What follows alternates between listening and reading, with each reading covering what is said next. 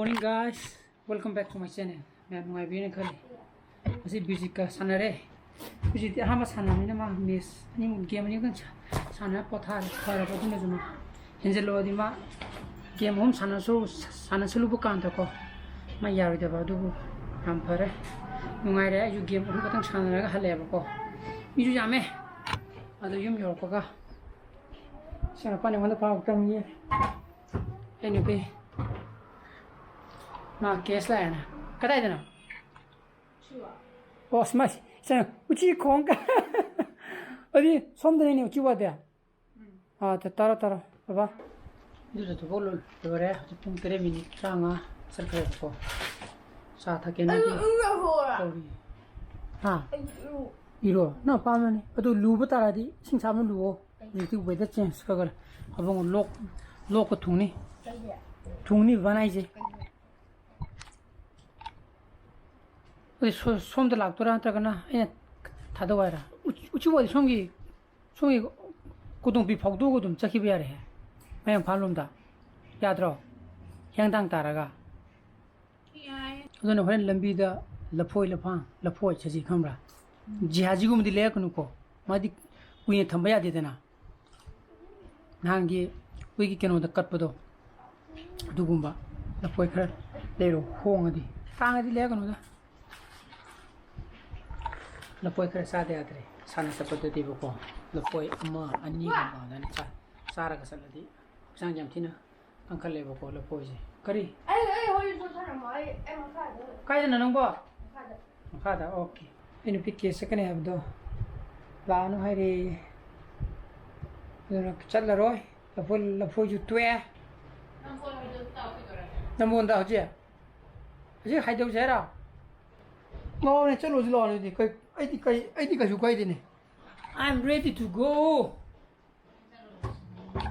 हाँ ड्रेक सिलु रे तल्ले या हाँ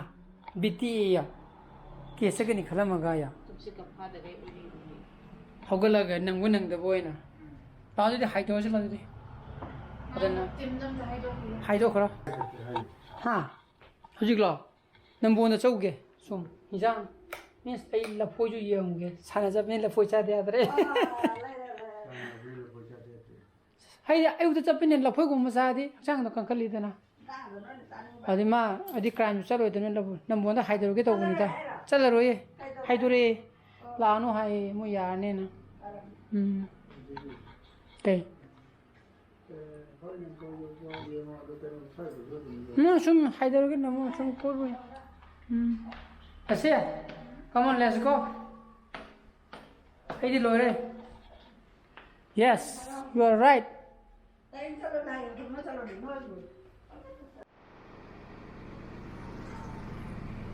नो मंगिरा कदिन फाने ngasi din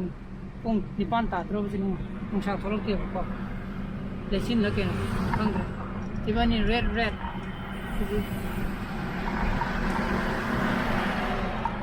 पाने का सब बजे बाइक कम कर ले रही थी को बाइक तक थकते यार नहीं बाइक आई बाइक और ये प्लेजर दो अदन बाइक कम ले दिया तेरे कोई नहीं है अदन बनी नमोन चली जे कई ले दो न खंग दे को जस्ट सुम चलगा ये मुदन साहेब तो लफोई नु खरा ये जे फाइदो दि फंगने वो सुम थोदरो से ना हाइनरा बेगा तो कुन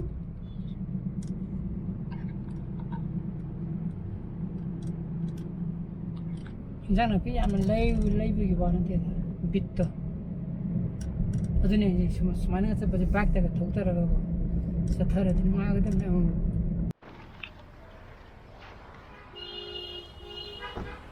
योरे गाड़ी ngata को संदी योरे जु को ले गाड़ी में ले में चिल्ले ले में को कला को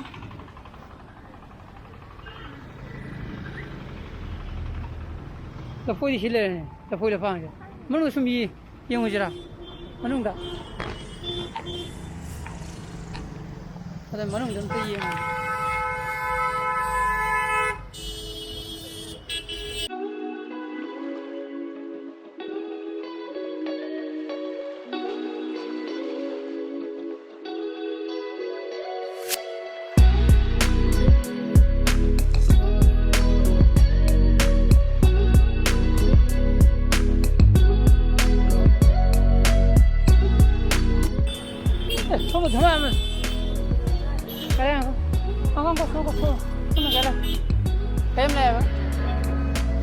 mà yêu lấy đấy không đó tập cái mẹ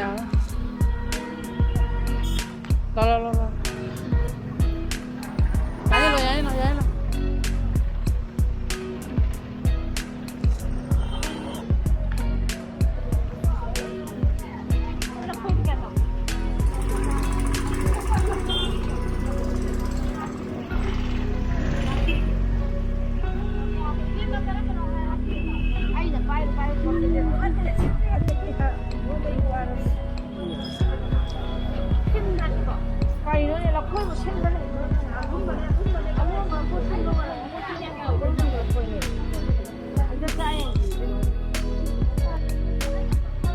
cái đó đấy nào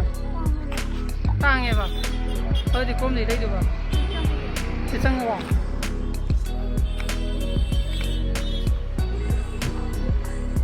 kita mau gini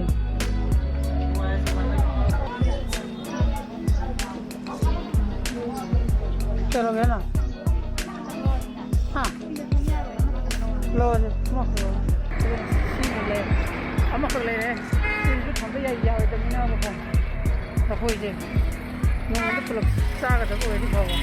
mungkin ada mina apa kono gol lu kan ada layer aja apa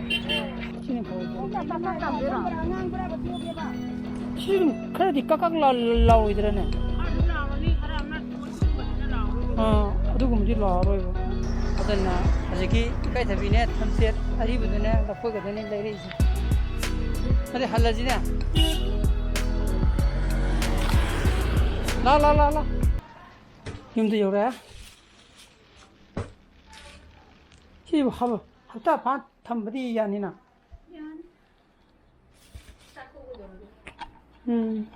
cha na thawena kina to ri sa time de us brush to du ba good morning haitre ko ha 짜증 안 맞아. 누나 짭짤이. 아무 해라면 짭짤이. 드라마 또 얘기해. 거기 하와이 동네 놓고 엄마는 동라인 동가. 와 번역 컨터니. My favorite. 이제 가 그러면. 아니 가봐요 아니. 짜티라고 그나. 아이 짜 합대 눈이. 가봐 그나인데. 야 봐. 무슨 거? 나 뭐야 말래. 짜 하고 와요. 그냥 우리 그람 짜리. 어디 다시 짜야 알아. 메뉴 짝 조금 다 필요 뭐.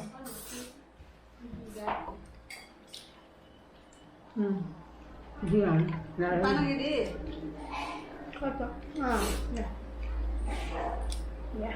이게 그냥 하고 뭐. 우싸. थबक करते हो क्या थबक means अजी कोई school की class 11 की online class 11 की को online class होगदुरे को हयेंग देगी 10 दिन का चक्कर हयेंग देगी होगदुरे बा 150 प्लस अब तो लेने मो ले रे को छात्र जे सेक्शन मुंदा असे ग्रुप में सेम बदबा के न हयेंग दी क्लास होगदुरो मिना को मधुमता सेम के दो नुनो मारे साना क्लास हाइदी होगदुरोमिना को जस्ट ऑनलाइन क्लास ऑफलाइन नत्रगुस ऑनलाइन दे होगदुरेना छात्रगिदी आइति मतम खमुरे होजि अक्टोबर ऑलमोस्ट अक्टोबर होगजलागनि खले देमु पैखा तोगे मु हायराने बको दोरे सिना सिना गिदी मरी मिनिट तरा सकरे ग्रुप सिंबल हो एगिदी फरस सी हायुकाचे हाउदी हावेबो चाबो बाय कोट पतबो को परा खोगी नाकोंदेगी नथी पोला साब माय असीदी लोगे हानी तंगाय रे बतु वाओ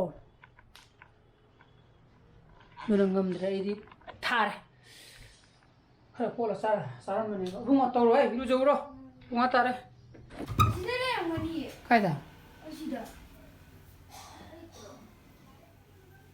नमस्ते उत्तरो आले जी सी सीने उपगिन त्र mây chỉ một kề nó xí cái này mây chỉ phút yam san này chỉ pung puli đi đi đó na blog solution đấy tao đi chứ mây chỉ nằm cam cái lạc tao nó khăng đấy pung tê thế tao mình trang anh tao đó này thì tin cái tao hogi cái mây muli can gì đó mây chỉ nằm pung cái lạc tao nó khăng đấy thì tin cái ngạc tao vô thâu rồi nè mây rồi khăng đấy vô mây chỉ một cái này phone cái lại sử dụng cái này cáp mà lên mà thắc cá cái bao कोई लिए मुझे सीख रहे थे सांस तो ज़्यादा पूरी बनाऊंगा उइया उइया ही नहीं बनाऊंगा माते नाइट विजन या बुझा रहा ना मिता लेसिंग चाय क्या ना तो इधर को अरे उधर तो कमाए ना थावन भाव रहा थावन भाव ही वहाँ थे तो माई आधा कहीं मंगान उबा अखोगी आगे ममांगे आर्मी दे लाइट थारा को जेसीना मम्मी सामी उबजी नहीं दमाना उई है इसे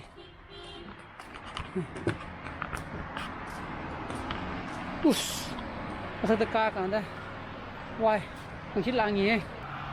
मैं ये कतुन ला ताकि यदि फनी था आग तब उठाऊंगी कि नहीं फायदा हो मैं लाए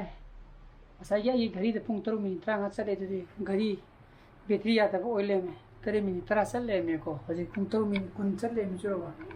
ले pung तेरे minit terang asal ले में अदु नहीं ngasih blog di mata instruction जरा क्या ये blog जो पर में थोक दी like तो वीडियो मो share तो वीडियो अनु वीडियो और वीडियो का subscribe तो वीडियो मो को उनकी चैनल पसंद ले video so please be safe and be healthy bye bye good night